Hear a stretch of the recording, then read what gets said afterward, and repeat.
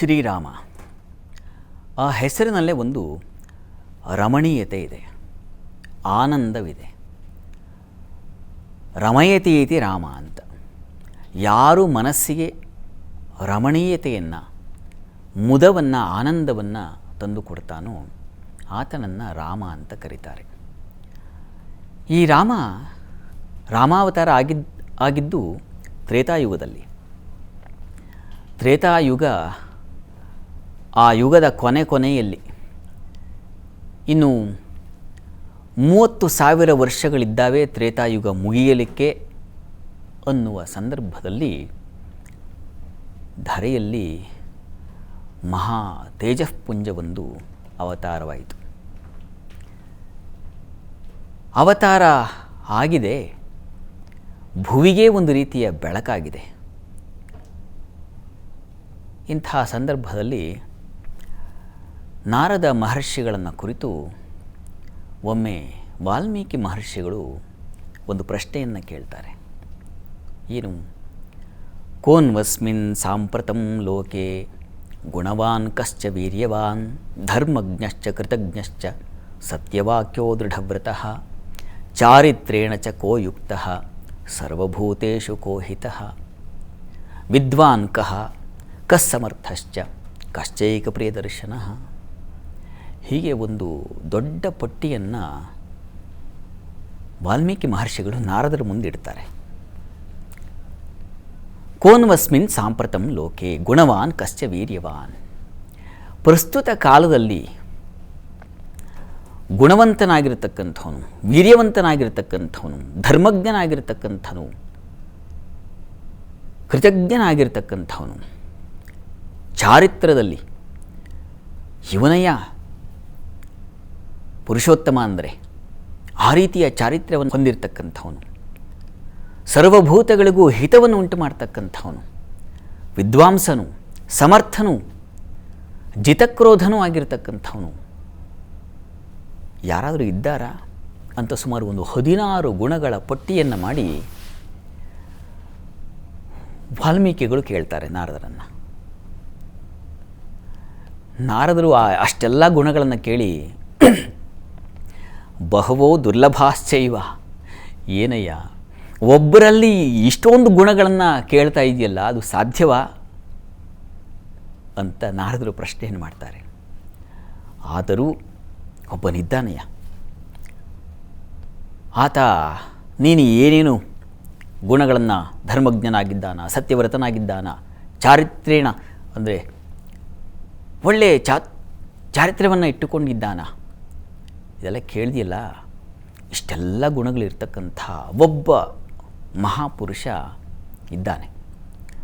ಸೂರ್ಯ ವಂಶದಲ್ಲಿ ಅವನು ಅವತರಿಸಿದ್ದಾನೆ.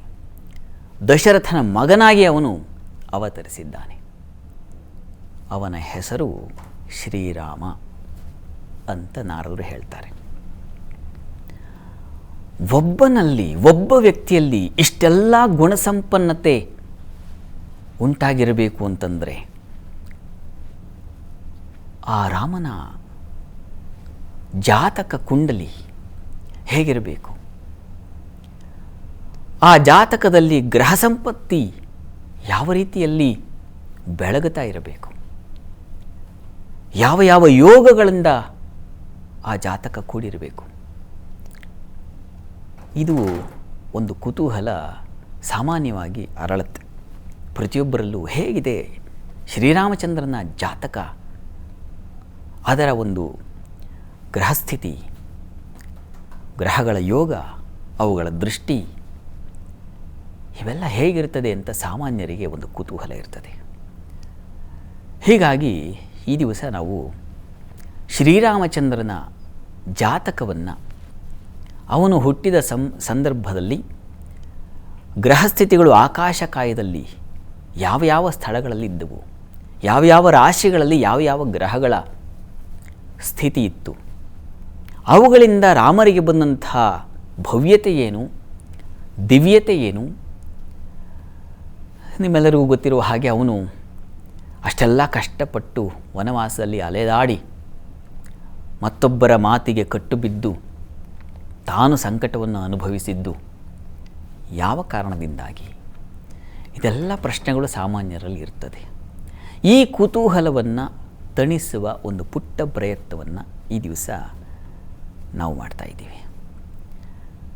ಮೊದಲಿಗೆ ನಾವು ಶ್ರೀರಾಮಚಂದ್ರನ ಜಾತಕ, ಆ ಕುಂಡಲಿಯಲ್ಲಿ ಗ್ರಹಗಳು ಯಾವ ಯಾವ ರಾಶಿಯಲ್ಲಿ ಸ್ಥಿತರಾಗಿದ್ದರು ಅದನ್ನು ನೋಡಿಬಿಡೋಣ. ಶ್ರೀರಾಮಚಂದ್ರರು ಹುಟ್ಟಿದ್ದು ಯಾವ ಕಾಲದಲ್ಲಿ ಅನ್ನಲಿಕ್ಕೆ ಸಾಂಪ್ರದಾಯಿಕವಾಗಿ ಒಂದು ಕಾಲವನ್ನು ಗುರುತಿಸಿದ್ದಾರೆ. ಒಂದು ಗ್ರಹಸ್ಥಿತಿಯನ್ನು, ಒಂದು ಕೋಷ್ಟಕವನ್ನು, ಕುಂಡಲಿ ಕೋಷ್ಟಕವನ್ನು ಮಾಡಿದ್ದಾರೆ. ಇದರ ಜೊತೆಗೆ ವಾಲ್ಮೀಕಿ ಮಹರ್ಷಿಗಳು, ವಸ್ತುತಃ ನಮಗೆ ಶ್ರೀರಾಮಚಂದ್ರನ ಜನ್ಮ ಇತ್ಯಾದಿಗಳನ್ನು ಅದನ್ನು ನಾವು ಆಧಾರ ಕೊಡಬೇಕು ಅಂತಂದರೆ ನಾವು ಮೂಲತಃ ವಾಲ್ಮೀಕಿ ಮಹರ್ಷಿಗಳನ್ನೇ ಆಶ್ರಯಿಸಬೇಕು. ವಾಲ್ಮೀಕಿ ಮಹರ್ಷಿಗಳು ಕೊಟ್ಟಂಥ ಆಧಾರದ ಮೇಲೆ ನಾವು ಗ್ರಹಗಳ ಸ್ಥಿತಿ ಹೀಗಿರಬಹುದು ಅಂತ ನಿರ್ಣಯ ಮಾಡಬಹುದು. ಆ ರೀತಿಯಲ್ಲಿ ವಿದ್ವಾಂಸರು ಆ ವಾಲ್ಮೀಕಿಗಳ ಜಾಡನ್ನೇ ಅನುಸರಿಸಿ ಕೋಷ್ಟಕವನ್ನು ಮಾಡಿದ್ದಾರೆ. ಅಸಲಿಗೆ ವಾಲ್ಮೀಕಿ ಮಹರ್ಷಿಗಳು ಹೇಳಿರ್ತಕ್ಕಂಥ ಕಾಲವಾದರೂ ಯಾವುದು? ಅವರು ಹೇಳ್ತಾರೆ, ತತಶ್ಚ ದ್ವಾದಶೇ ಮಾಸೆ ಚೈತ್ರೇ ನವಮಿಕೆ ತಿಥೌ ನಕ್ಷತ್ರೇ ಅದಿತಿ ದೈವತ್ಯೇ ಸೋಚ್ಛ ಸಂಸ್ಥೇಷು ಪಂಚಸು ಗ್ರಹೇಶು ಕರ್ಕಟೇ ಲಗ್ನೆ ವಾಕ್ಪತ ಇಂದುನಾ ಸಹ ಅಂತ ಒಂದು ಆಧಾರವನ್ನು ಕೊಡ್ತಾರೆ. ಏನು ಇದರರ್ಥ? ತತಶ್ಚ ದ್ವಾದಶೇ ಮಾಸೆ ಚೈತ್ರೇ ನವಮಿಕೆ ತಿಥೌ ಅಂತ.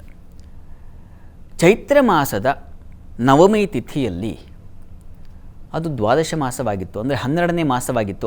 ಆಗ ತ್ರೇತಾಯುಗದಲ್ಲಿ ಅದು 12ನೇ ಮಾಸ.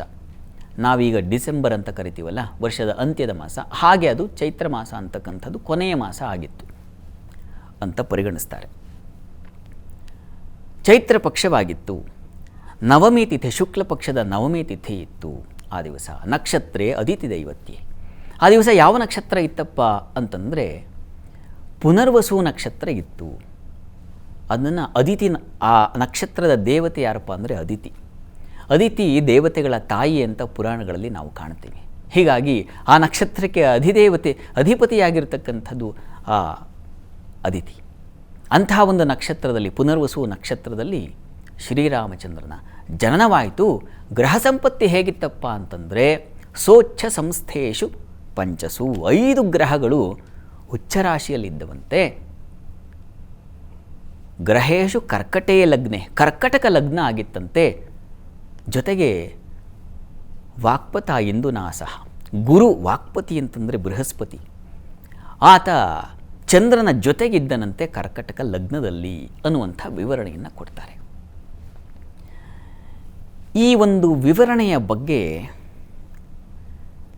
ಮರಾಠಿಯಲ್ಲಿ ಪದ್ಮಾಕರ ವರ್ತಕ ಅಂತಕ್ಕಂಥ ಓರ್ವ ಸಂಶೋಧಕರು ಬಹಳ ಕೂಲಂಕಷವಾಗಿ ಪರಿಶೀಲಿಸಿ ಸಂಶೋಧನೆಯನ್ನು ಮಾಡಿ ಶ್ರೀರಾಮಚಂದ್ರರು ದ್ವಾಪರ ಯುಗದ ಯುದ್ಧ ಕಾಲದಿಂದ ಹಿಡಿದು, ಅಂದರೆ ಮಹಾಭಾರತದ ಯುದ್ಧ ಕಾಲದಿಂದ ಹಿಡಿದು ಹಿಂದೆ ಹೋಗಿ ಲೆಕ್ಕಗಳನ್ನು ಹಾಕಿ ಪರಿಶೀಲಿಸಿ ಒಂದು ದಿನಾಂಕವನ್ನು ಕೊಟ್ಟಿದ್ದಾರೆ.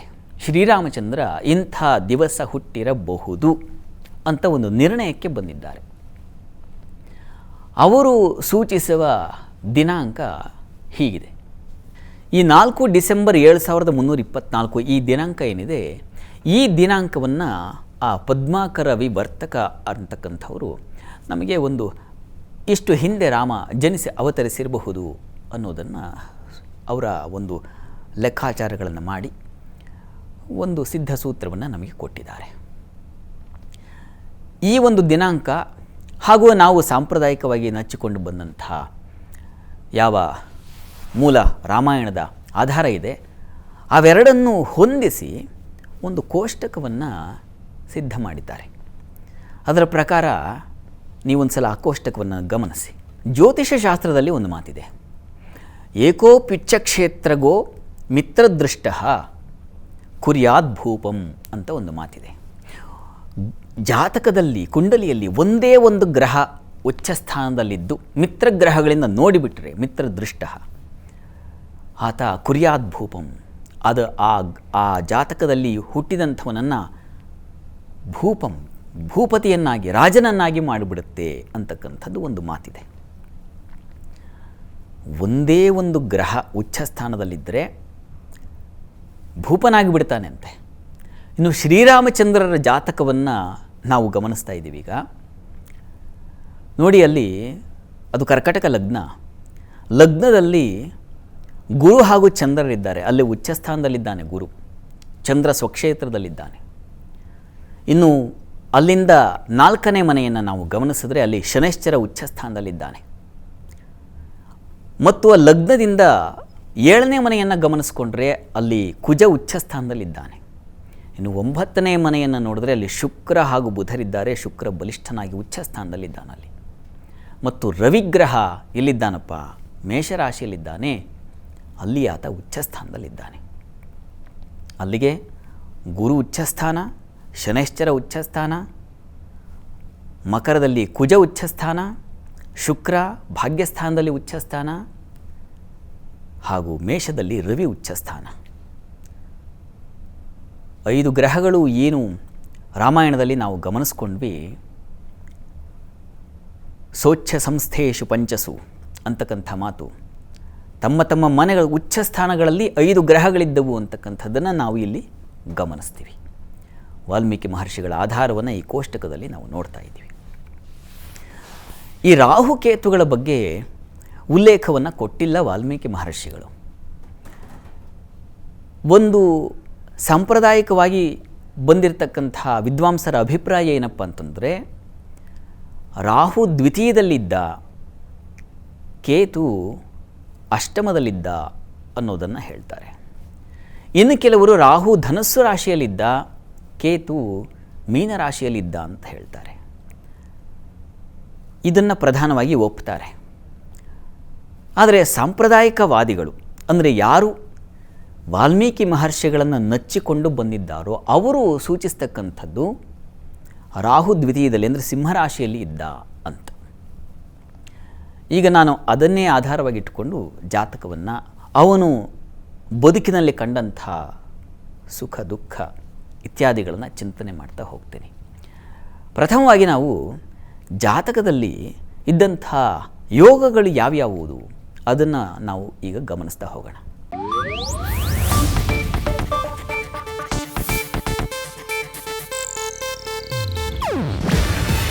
ಇದು ಏಷ್ಯಾನೆಟ್ ನ್ಯೂಸ್ ನೆಟ್ವರ್ಕ್ ಪ್ರಸ್ತುತಿ. ನೀವು ನೋಡ್ತಿದ್ದೀರಾ ಏಷ್ಯಾನೆಟ್ ಸುವರ್ಣ ನ್ಯೂಸ್.